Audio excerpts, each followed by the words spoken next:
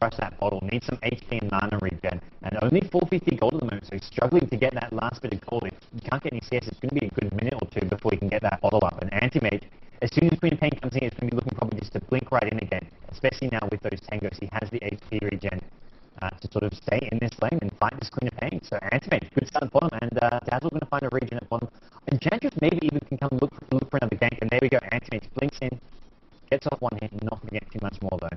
Queen of Pain probably going to go for that or I expect him to go for that regen, or Slater actually taking it, bottling it up before it could get destroyed. In fact, Enchantress was making a run on it to destroy it with the Centaur, didn't quite manage to reach it in time.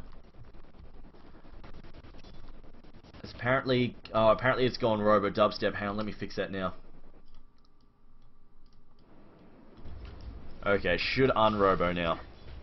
If it's still Robo, if you hear me talking, guys, and it's still Robo, then let me know. We'll try and fix it again. But yeah, it should be okay now. Yep. Queen of Pain now. I think she's just gotten a bottle, being attacked now by Anti-Mage. Anti-Mage's doing a lot of damage. She can't actually get away from now. He's got the blink up too. He might be able to take this. Couple more hits. No, she's going to get the bottle out in just a second. Mana Void. Oh, the gosh. Going to finish with Queen of Pain.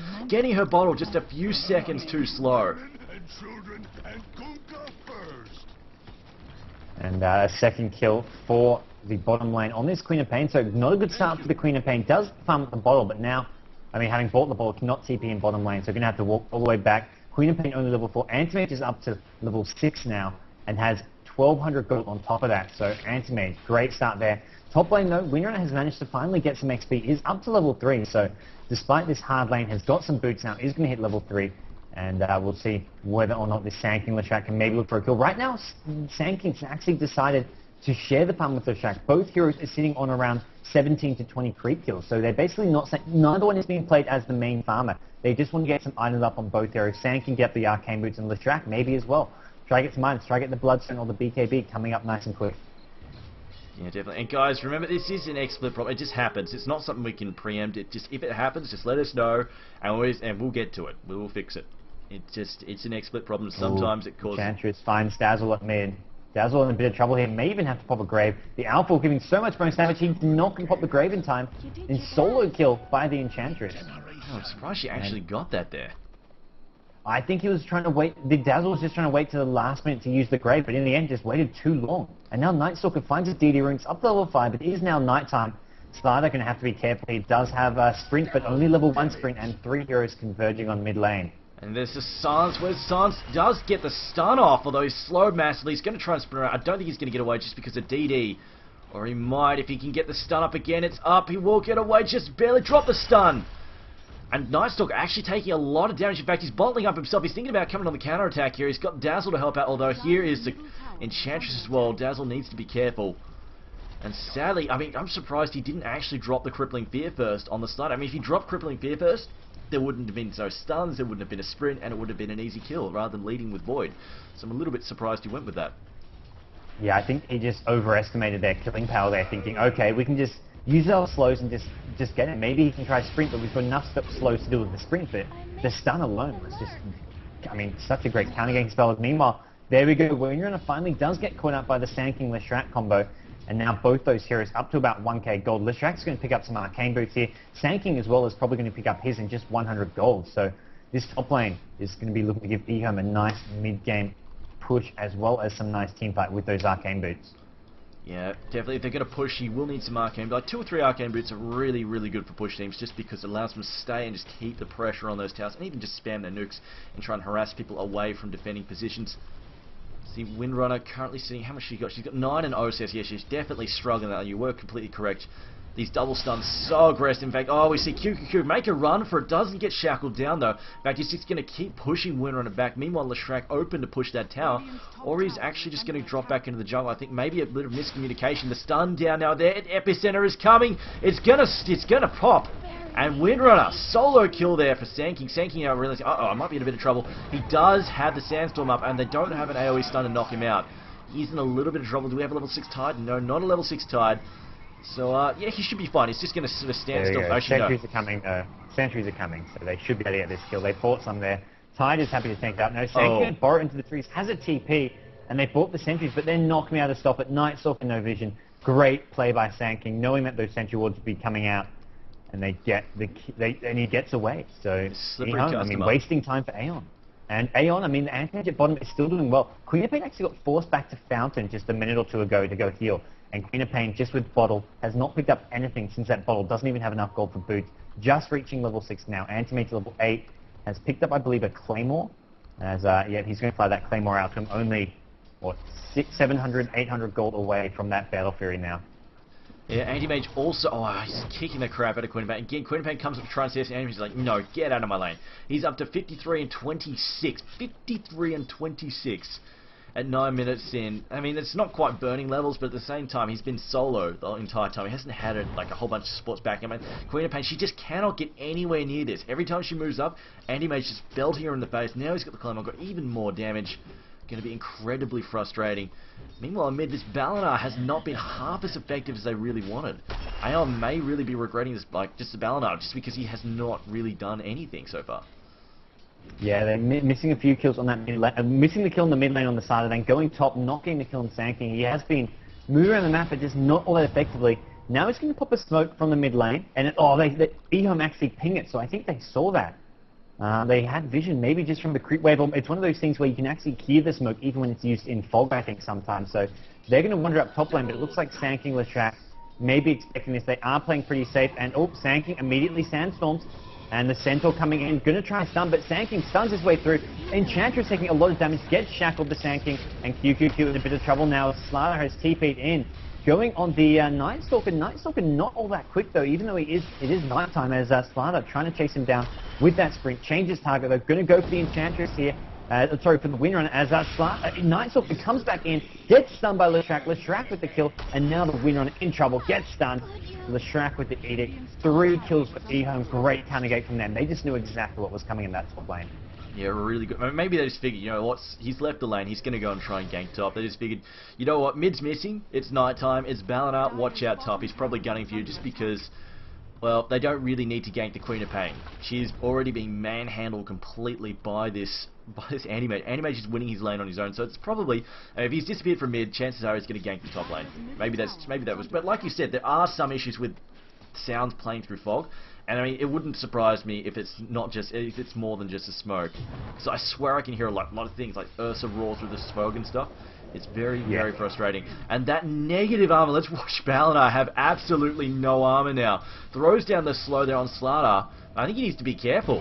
Gets silenced though, doesn't get the stun off. And the Dazzle ulti with the Slardar, he's getting down to minus 20 armor. We're just 11 minutes in. That right-click damage on him, he's going to drop so fast to some of these heroes. I mean, and we've said before that Edict, a lot of the damage is physical damage, so that's going to do even more damage when a hero like Night Stalker or whoever it is amped or has the Dazzle ultimate, the weave on them. So right now EHOME looking to go in on the Tidehunter. The poison coming out. Sanking looking for a stun. He's going to get it as Night Stalker coming in. The silence though goes on the Slardar. There's the Ravage. And EHOME, Cupid Cat, the Slardar in trouble. Couple more right clicks. Dazzle graves himself. Not sure what he was thinking there. I think he meant to. Yeah, I think it was a bit of a misclick. If you double click it, you grave yourself. So he probably accidentally double clicked it or something. As now he's going to go down. The Graves on cooldown. Lan M. LT, bit of a mistake. King is chasing him, needs another nuke, gonna find it. And a couple kills in return to Aeon as in comes Anti-Mage. He's finished his Battle Fury, but he's not really ready to fight without any treads, only sitting on Battle Fury at this point. Yeah, he's actually gone to max at the blink second. Has only got 1 spell shit at the moment. Meanwhile, the track has rotated to the mid lane. They might actually just try and cause some damage on this tower, seeing as it's free from him. Edict being popped, yeah, they are just going to try and damage this tower. In fact, it's very, very low, although popping the glyph there, the fortification. Somebody should be along to deny in just a sec. They want to get that last hit in. Going to just take it out before it can get denied. Burrow strike out. This Sanking is such a slippery customer. Oh, I mean, EHOME really playing it very close. Leshrac, one more tower hit would have killed him. He only just managed to juke the tower. Sanking going in for the kill. If Tide had TP'd like half a second sooner, he would have been gushed under the tower and could have died. As Aeon, I mean, they're a bit behind here. They're obviously gold mines are behind by about 2 to 3k gold. I'd say largely because this Night Stalker hasn't been getting that many kills and has not got all that much farm. It's all going to be up to the Anti-Mage, who has found some boots. I mean, your first night is the kind of time you want the enemy to be puckering their assholes and be ready for complete night of domination from the Night Stalker, but he's 1-1-1. That is not a good result for your first Knight at all. Well, then again, I suppose he is up against a team with a lot of early game firepower, and he's got these sort of... I mean, they're essentially playing almost 4v... Well, no, they're not really 4v5, just because Queen of Pain's been so freaking useless this game. There's just a bit of a gank down in the bottom lane. They're going to bring down the Night Stalker. So yeah, I think NS is going to be about as ineffective as Queen of Pain this match. Yeah.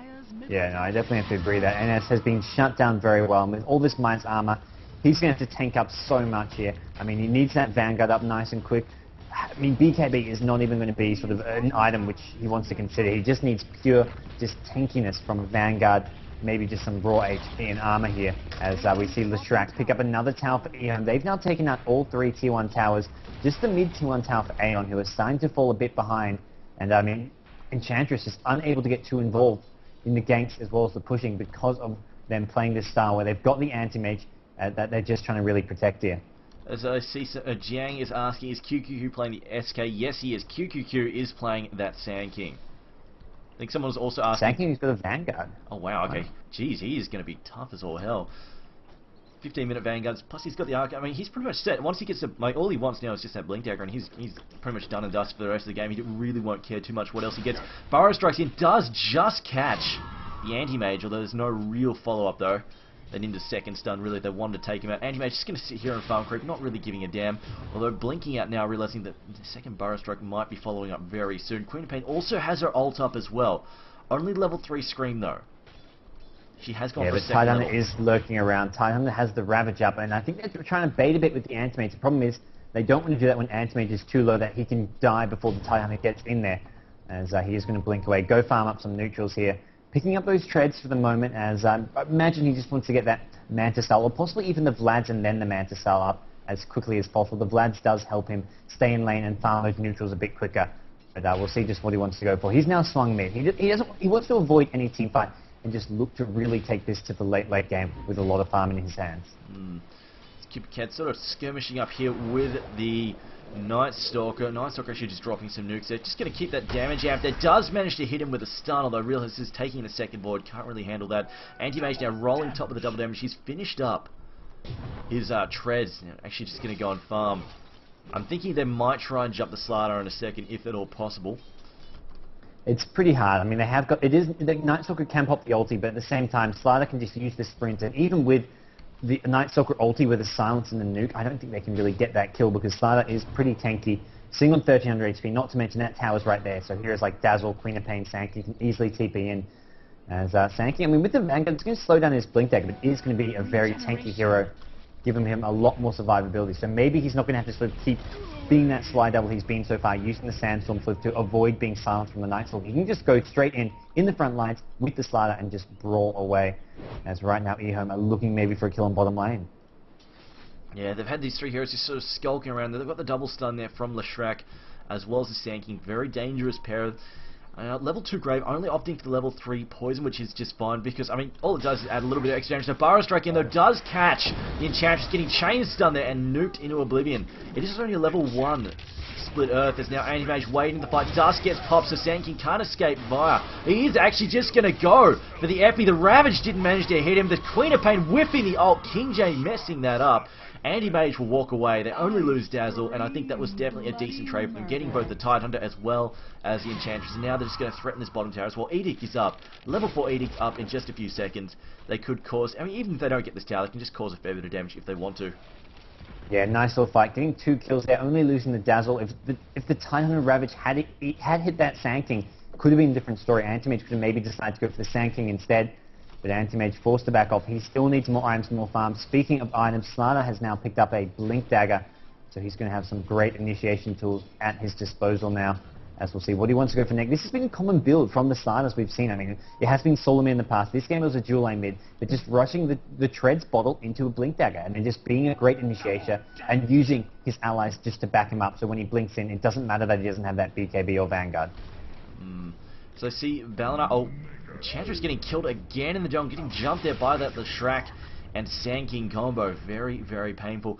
Now, Night Stalker has picked up an Ogre Club. The question is he going to go for the BKB, or is he going to go and try and get that Argonym Scepter?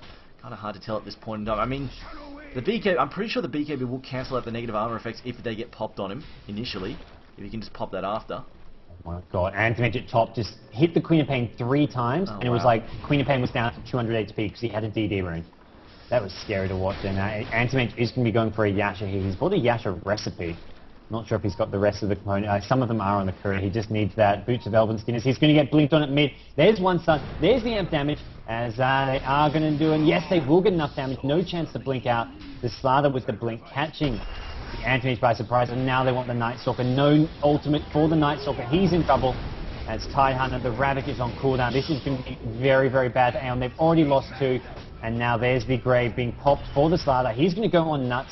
Enchantress could turn around, get the kill on Slather. Yes, they do. Winner on getting that kill, and now Dazzle in a bit of trouble as well. Gets shackled. Enchantress will narrowly... Oh, no, does not survive. The Urn finishing him off. Dazzle getting a kill before going down, but still Aeon. They lose Anti-Mage and then a 2-for-2 trade following that. Yeah, it looks like in the end it did favour the Dire side. Oh, as far as I can tell, the Gold Twin just favouring them in the end. And of course, they got the Anti-Mage, which is something they really were gunning for. But at the same time, they're a bit of an early game team. Anything that makes them lose a little bit of momentum is very, very frustrating. So, I don't know if they sort of overcommitted there, might have wanted to have a little bit more vision before they went quite that deep in enemy territory. But in the end, could have definitely been a far worse result. At least the Dazzle managed to clean up a final kill there, and picking off the Anti-Mage early, always a good thing. Titan now up the top lane, has got a dust on him. Looks like he's still trying to get arcane boots, maybe. Has picked up 1200 gold. Might just duck in the side shot now. I think he'd pick those up now. It's his team. I don't think they've got... Yeah, they've got one on Enchantress, but Tidehunter is a very mana-dependent hero, especially with this build where he's gone for the Gush and the X-Mass, but he's going to pick up a Ring of Health. So deciding he just wants to get up that pipe as soon as possible for his team to help deal with the Queen of Pain sancting AoE. I mean, they need a pipe. At the same time, Tidehunter is not going to have much mana to use the Gush, the ulti, as well as the Anchor's Match. Anti-Mage, once again, finds the Queen of Pain, gets 3 or 4 right-clicks off, and forces Queen of Pain away from the lane. So Anti-Mage doing a great job of just dueling it out with this Queen of Pain. Incoming gank on right bottom. Now, Aeon at bottom lane. Yeah. As you see, the blink in Slather, got that blink dagger, going to give chase to Night Stalker. It is night time though, so he's relatively fast himself. Slather has the level 4 sprints. I believe he is slightly quicker. Maybe he's not actually, Hunter in the night. Yeah, Slather is a little bit quicker. He's like 5% quicker. And he will blink on top of him once again. Get that kill there. And they were actually, I think they were gunning, they were hoping to find someone else, but they said, you know what, they smoked up and realised, well, Balinar's there, might as well get him. Did wind up going way, way back into their own territory. And it looks like they might actually take a run at Rosh here. Going to bounce up, using it actually to track, using the lightning to bounce off the Nullstone effect. And now Rosh being spotted up by that, well, basically amped up by Slatter's ult. So they're just going to do a lot of physical damage. Also the Edict being popped there. And looks like they're going to get a free Rosh. In fact, actually, come to think, Aeon, they don't actually have any line of sight to the Rosh bit. They don't necessarily know this is happening. And looks like that they, with Balinar down, not much they can do about it either way. As Tidehunter is still working on a pipe. Yeah, Tidehunter is going to be inching closer and closer to that. He's got the magic stick, so that'll help with mana problems a bit, but he's not even getting the +3 stats you get from that magic wand, so he's going to be relying a lot on this Enchantress to use those mana boots to give him the mana he needs. As right now, EHOME, Aegis on Slather, that's their main initiate, and they're going to look to initiate on mid, as Aeon already looking to just get the hell out of there. Wait for the Anti-Mage to get some more farm. Anti-Mage has a Yasha here, but still, since getting that Battle Fury around 13 minutes, this is pretty slow farm. Just treads in a Yasha in the next sort of 8 to 9 minutes. Normally you'd see the Mancel up around the sort of 20-minute mark, or maybe just a bit after the 20-minute mark, but right now EHOME doing a good job of shutting him down. Yeah, well, it's just the fact he's lost that tower. They've lost a lot of vision as well. I think there's ward up here in the jungle, but there's been a lot of pressure in their jungle. He knows, like, even though he hasn't really been ganked all that much, he just knows there's constantly people patrolling his jungle, always threatening him. So you see, like, he's not even pushing that front lane. He immediately just ducks back, pushes up, like, about half that lane and says, yeah, alright, I'm back out now. Which was smart in the end because there are so many Dire members in this jungle right now, just roaming around looking for a kill, just waiting for anybody to pop their heads out and make a run at them. It looks like Aeon, they just, you know what, if you're in our jungle, we're just going to push the top line, which I think is a perfectly fine choice. But at the same time, EHOME might just decide, you know what, we'll counter push the second tier tower in the bottom lane, take that out as well. In fact, they might even put some people back to defend and just leave Leshrac to push. I think, yeah, I was exactly about to say that. They could defend this if they really wanted, but I think they're just going to trade, make sure they get this tier 2 bottom tower. They're not looking to TP just yet, and Aeon will get at least one tower of this. Aeon are probably going to look to keep on pushing. They really do not want a team fight at the moment. Leshrac with the Bloodstone, Slather with the Aegis and Blink Dagger. Even Dazzle is building towards a mech, and just that Dazzle ultimate is going to cause them so many problems. So they're going to keep on pushing, try and force EHOME back, tell EHOME, okay, you guys have to make a decision. Do you want to push, or do you want to stop our push as right now. They pop the glyph. EHOME are going to come back to defend. 2 TPs coming to towers nearby. It's not to the actual tower itself, so it looks like Aeon saw them TPing though, because they are looking to get the hell out of there. Sand King not going to find the Slider. He has got a Blink Dagger of his own, and Anti-Mage blinks away. Aeon doing a good job of reacting there. There wasn't actually any TPs on the tower itself, but they were keeping a close eye on bottom and saw them TPing to the nearby towers.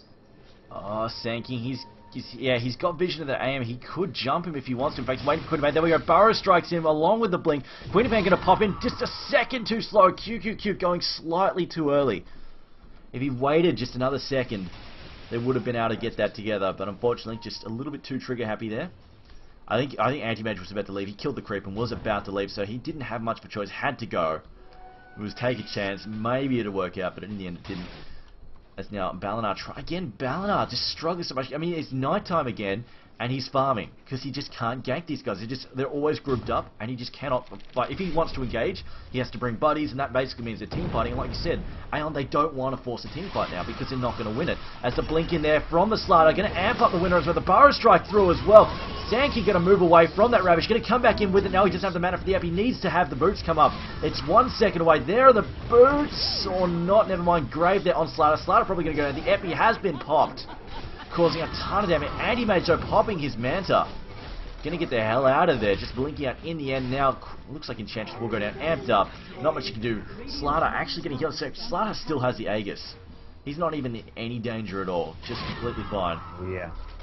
And that's definitely a concern for Aeon. They need to go in on this before EHOME just tear apart their base. I mean, with all this plus armor they're getting from the Weave, not to mention the pushing power from the Leshrac, who does have that Bloodstone. He did lose a couple charges. He's still sitting on 5 charges, but right now, EHOME have a lot of momentum going in their way as they are getting a 7 to 8k gold lead now as well. And Aeon on the back foot a bit, but when you're on the back foot, what better hero to have than an Anti-Mage? Oh yeah, definitely. There was pretty much nothing else you could have better to turn things around. Maybe a Morphling, I think. But yeah, Anti-Mage definitely very, very scary late game hero, but at the same time, there's a lot of farm happening. Leshrac got picked off. I didn't notice where Leshrac got picked off. Apparently he's down a couple of charges on his Bloodstone apparently. He did have 6 earlier, so he must have got picked off somewhere. I didn't notice though. Anti-Mage now just trying to farm this. He has got incoming Gangster, and does he have any vision up? I think that might have just... No! That wouldn't have quite seen it. As Queen of Pain bottling a haste drill, they figured something's wrong and all back up anyway. Actually drop back to pop a smoke, and I think they might even swing through the top rune and might go into the enemy jungle looking for a gank here, which could work out for them. Depends, although there are a lot of dire guys in here. And they've got good mobility. They've got a couple of blinks as well on the team. This could go pear-shaped for the Radiant side if there is a good counter-attack here from the Dire. Though they don't have the epicenter. Oh, 10 seconds on the epicenter. Queen of Pain also Dire, also Smoky. I don't think they've seen each other, though now they've noticed. Anti-Mage going, uh-oh, gotta get out of here. And Enchantress kind of stuck. Not sure she knows she's in some trouble. The Anti-Mage illusion is getting Burrow Strike there, although nothing really coming out of it. Except all they do is try and steal everybody's mana, being very frustrating for Sand King there. And I lost track of Enchantress. I think she must have teleported out. Yeah, there we go. Her port is on cooldown. So yeah, looks like a TP out. Queen of Pain was so intent on chasing the Anti-Mage, was looking to use that Sheep Stick just so his teammates could catch up. And there we go, Blink Sheep going in on mid, on the winner, but there's no backup. Queen of Pain just sort of firing it ahead, hoping the backup will come with those Blink Daggers on Slider as well as Sand King. But at the moment, EHOME, I mean, they didn't get any kills there, but they still have a slight lead. But Aeon are making them waste some time. Anti-Mage up to 2k gold now, may look to pick up that Vladimir's offering soon to give him that armor as well as life steal. Which, I mean, the +5 armor for his whole team will really help out against the Slider as well as the Dazzle. Yeah, it won't quite completely fix the issue, but definitely will help out quite a lot. Dazzle almost has his mech about a couple of 100 gold shy of that. Still the Shrek spamming that lightning as much as he can. It's not 2.3k, 2.4k gold. I'm just wondering what he's going to go for next. Do they have a pipe yet? I'm just looking through. No, they don't have a pipe. Maybe he's going to pick up a pipe for his team. Sand King has a gem in his stash. Might be bringing that out very soon. Just going to do a lot of counter warding with that, I believe. And it's something you do. Once you're putting pressure on, counter warding is always great. Make the enemy team really scared of stepping out of the base. Really good strategy. Yeah, absolutely. But I feel like right now the Dire team, it's maybe just sort of a casual cloak because they don't really need a pipe. against too many of the heroes. I mean, the Tidehunter, the Ravage, it's not that much AoE damage. It's only really a power shot on top of that. A lot of it's just sort of focus fire coming in from the Night Stalker as well as the Enchantress and the Anti-Mages. They are going to look for this Sanking at top. He's going to have to pop a Burrow Strike, sorry, not Burrow Strike, he's going to pop a Sandstorm as now. Here comes the counter game. Leshrac going to force the Anti-Mage to blink out, and now Winner again completely abandoned. 10 will go down, and Aeon find themselves in more and more trouble, including the Anti-Mage, who's going to get amped. Slardar doesn't have the blink up just yet. He will have it soon. Anti-Mage will have a blink. No, Slardar decides not to commit to it. No backup anywhere nearby for him. Well, sadly, they don't have Epicenter up anymore. Sanking popping that to kill Winner. I think it was a bit of overkill. I mean, they had Leshrac coming from behind. Really didn't need to pop the Epi quite that badly. And I mean, now if they want to push this lane, like if the Radiant, if they come to defend, they won't have that Epi up to really just sort of fight, really initiate with. Although the Radiant, they might be a little bit too scared because Winner is still dead, obviously, and they don't want to fight 4v5 all that badly. It looks like Anti-Mage down the bottom lane now. Is that Queen of Pain? Queen of Pain also on the bottom lane. She has that Hex up and running. Maybe she can try and cause them DD as well, but I don't think she'll win that anyway if Anti-Mage tries to jump. But just because Anti-Mage has so much damage at the moment. Leshrac now going to Edict this bottom tower. The Glyph gets popped by the Radiant side. The Port's going out, going to back up the Queen of Pain. The Port's coming in as well to defend this the second tier top towers. Balladar ulti gets hit by the ultimate from the Dazzle there. It's now Dazzle being beaten up there by the Anti-Mage. He's in some serious trouble. Anti-Mage now not going to be able to get through that Glyph, although throws down the slow as well. He might actually just... Well, Dazzle actually just going to sit there and die. Alright. He had no TP, so there wasn't really any escape for him, as Dazzle quite happy to die, so they don't making sure no other teammates do get picked off there, as we will see what a few of these heroes may get. Slardar, it looks like he's building a BKB at this point. Mech is almost finished for the Dazzle as well. Does have the mech recipe, just needs to get up that Headdress, which will be about 600 more gold. And we will see, I mean, EHOME getting up some core items here. Sanking as well, 2.5k gold. And Anti-Mage, I feel he's just not quite there yet. He's going to be going for either a BKB or a Heart at this point, I imagine, just to tank up.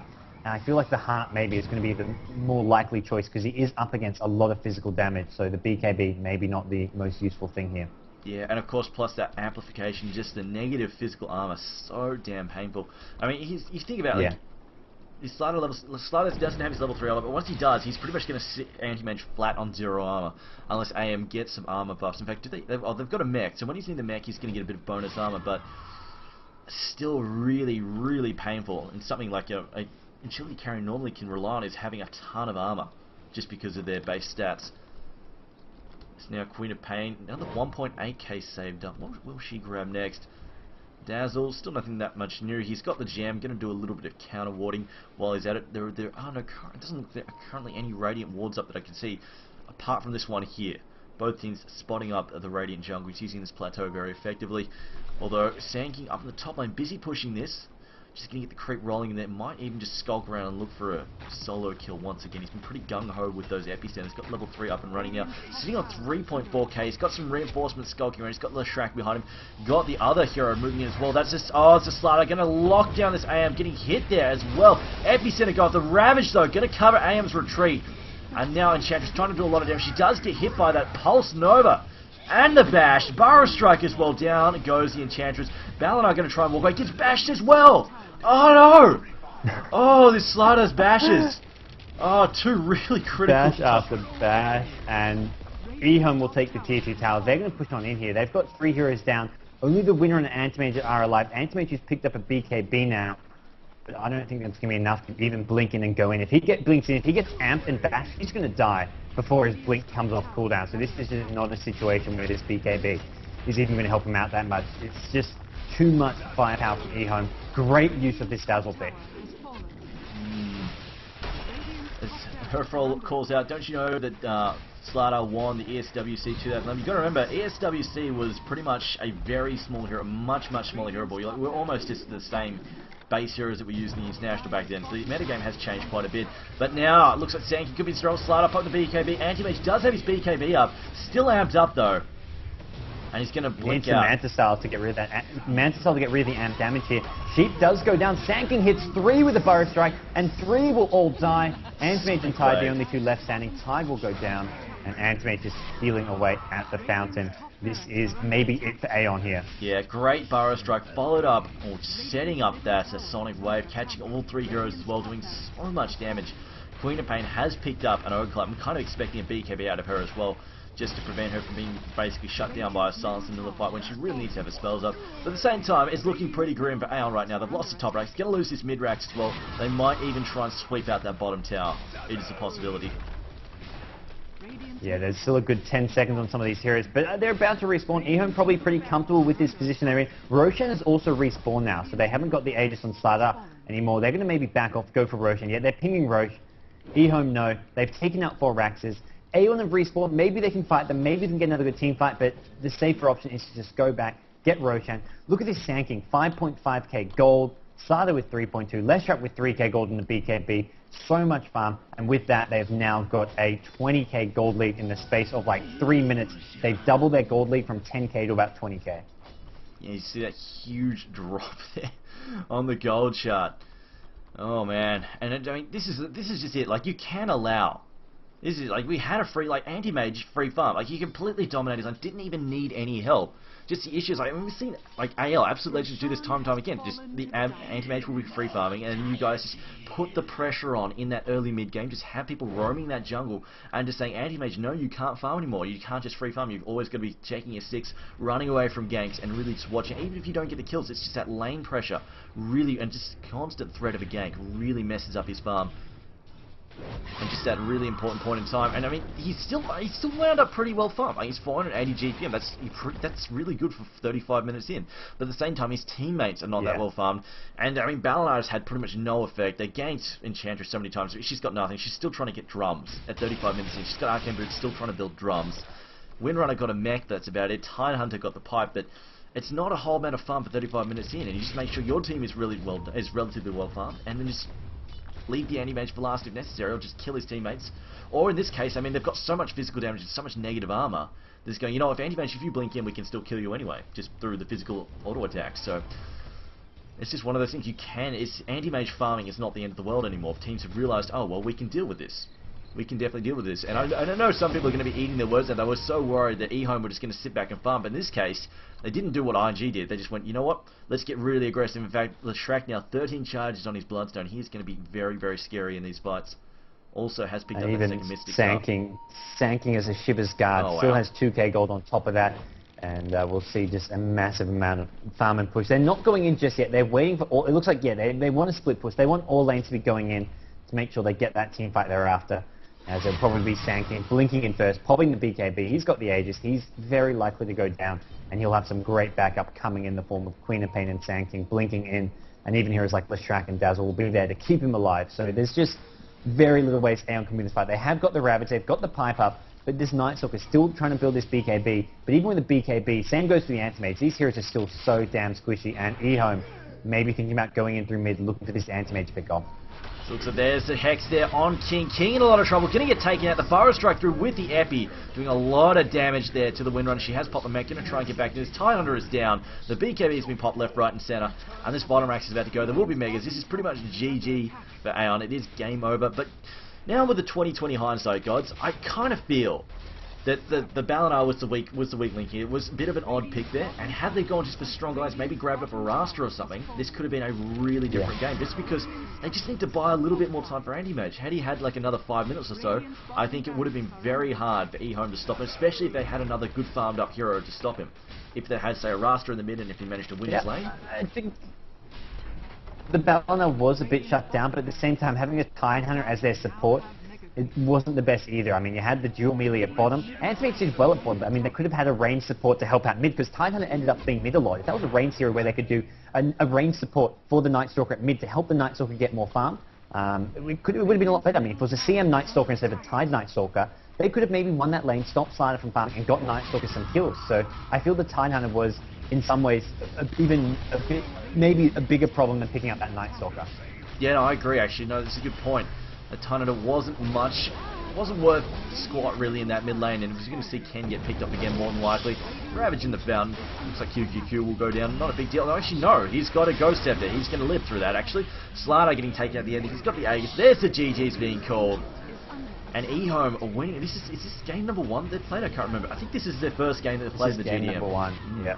This is their first game, their first win. They'll have a few more games. I think most of their games are going to be next Monday, but I think they maybe have one more game this week. But for the most part, their games will be next Monday. And EHOME off to a good start, 1-0. Aeon, I believe that's their final game. They're going to finish up with 3 wins and 2 losses, so they should make it through to the next round, maybe in that 3rd or 4th position, although I think there's still a chance of getting that 2nd position, as we'll have to wait and see how the rest of the matches go, especially EHOME's matches. Yeah, actually, I'm really looking forward to them. Especially, I want to see EHOME versus AL. I'm looking forward to that. They're in the same group. Group A, that is AL's group. And I want to see this. I want to see AL crush them. Better happen. Better happen. I'll be quite sad, but we've got to remember the... They've beaten EHOME once already. It's possible. We've got to remember EHOME. That was without Snoopy. Oh, without... Yeah, that's right, yeah, without Snoopy. But yeah, actually, I remember that one. That was the one where... Who was it? Who was standing?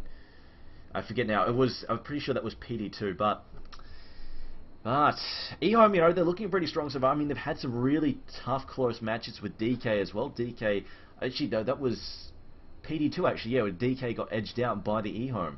So I'm really looking forward to seeing what they do here in the GDM.